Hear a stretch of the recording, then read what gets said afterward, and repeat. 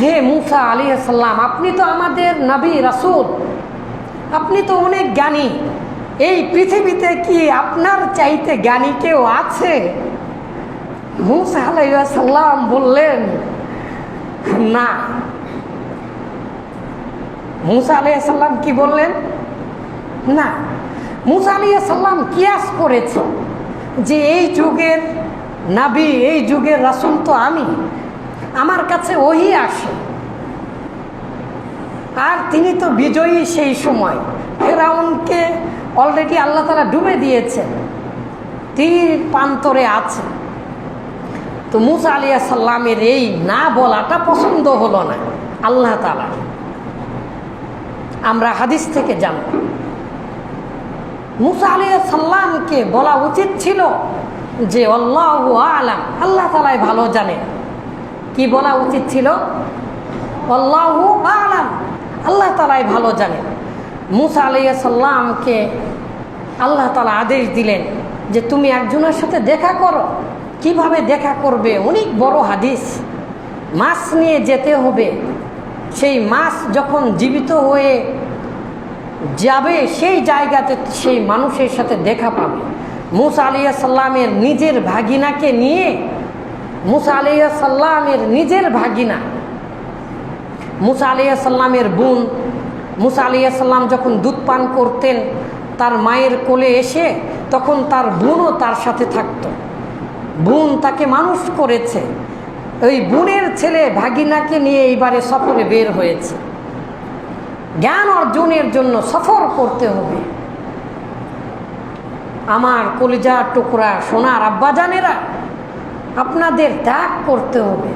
মুসা আলাইহিস সালাম এবারে জ্ঞান অর্জনের জন্য সফর, জ্ঞান অর্জনের জন্য মুসা আলাইহিস সালাম এবারে বেরিয়ে পড়েছেন সফর করতে।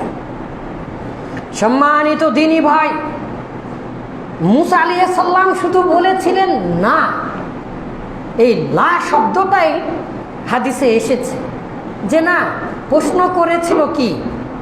প্রত্যেকটা হাদিস যদি বলি তাহলে তো এগুলো খুতবা শেষ করা যাবে না, তাই বাংলাতে বলছি, মনোযোগ দিয়ে শোনার চেষ্টা করুন। আমাদের বাংলাদেশে তো আবার এক ধরনের প্রবণতা এসেছে, হাদিস না বললে তার বক্তৃতা ভালো লাগে না। এগুলো হাদিসে বলছি, গল্প কাহিনী বলছি না।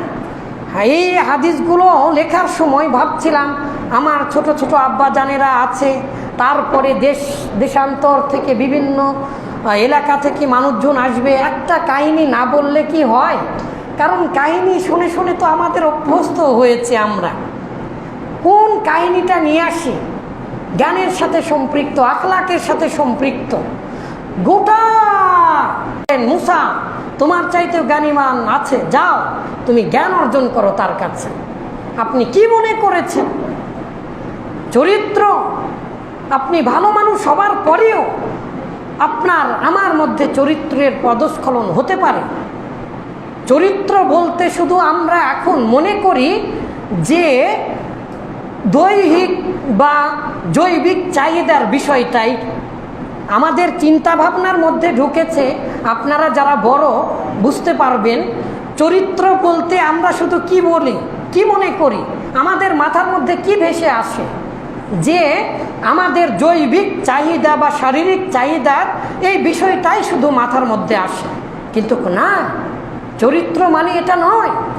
অক্সফোর্ড ডিকশনারি, তারপরে অন্যান্য থেকে, বিশ্বকোষ থেকে দেখলাম যে না, আসলেই চরিত্র বলতে শুধু এরকম না। আর কোরআন হাদিসে চরিত্র বলতে সব কিছু বোঝা।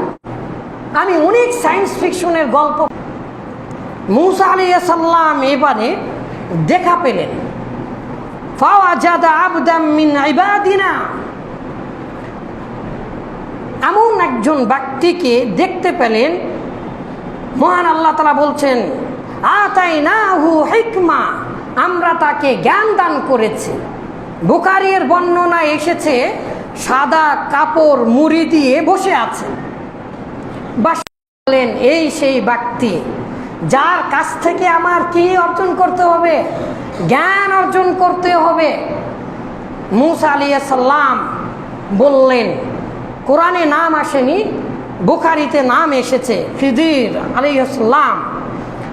খিজির আলাইহিস সালামের কাছে মূসা আলাইহিস সালাম বললেন, ক্বালা লাহু মূসা, মূসা আলাইহিস সালাম বললেন, হাল আত্তাবিউকা আলা আন, আমি কি আপনাকে অনুসরণ করতে পারি, আমি কি আপনার কাছে জ্ঞান অর্জন করতে পারি, আন তুআল্লিমানি, আপনি কি আমাকে জ্ঞান শিক্ষা দিতে পারেন, মিম্মা যা উল্লিমতা রুশদা, এমন সূক্ষ্ম পার্থক্যমূলক জ্ঞান যা আল্লাহ তাআলা আপনাকে দান করেছেন, আপনাকে যা শিক্ষা দিয়েছেন এই জ্ঞান কি আমি অর্জন করতে পারি? কে বলছেন এটা?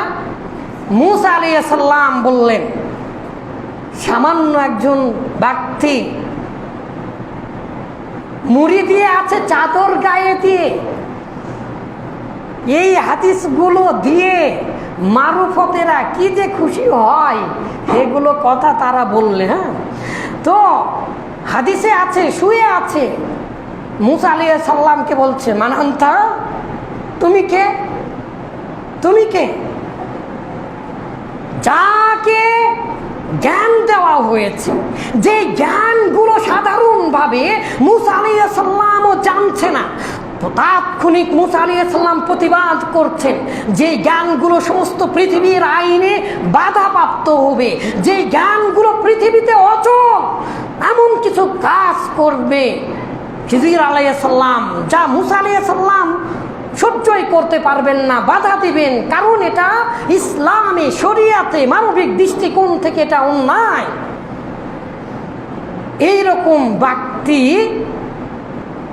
খিজির আলাইহিস সালাম তিনি বলছেন, তুমি কে? যিনি গায়েবের বিষয়গুলো মনে হচ্ছে জানেন, যাকে আল্লাহ তাআলা জানিয়ে দিচ্ছেন।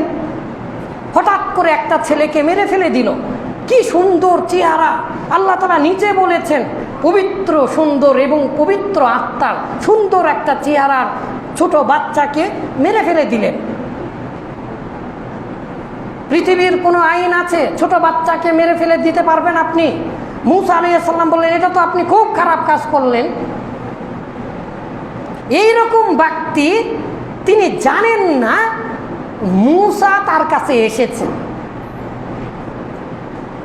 আর সেই খিদিরকে আমরা, যেই খিদির আলাইহিস সালামের সামনে মূসা এসেছে, খিদির আলাইহিস সালাম জানছে না, তাই বলছে, মান আনতা, তুমি কে?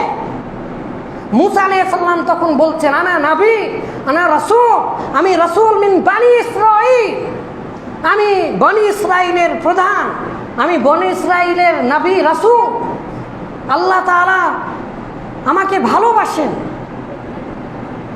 একবারও চিন্তা করেছেন যে খিজির সেই সময় মূসাকে চিনতে পারছে না, সেই খিজির আপনাকে কিভাবে বাঁচাবে বলেন তো ভাই?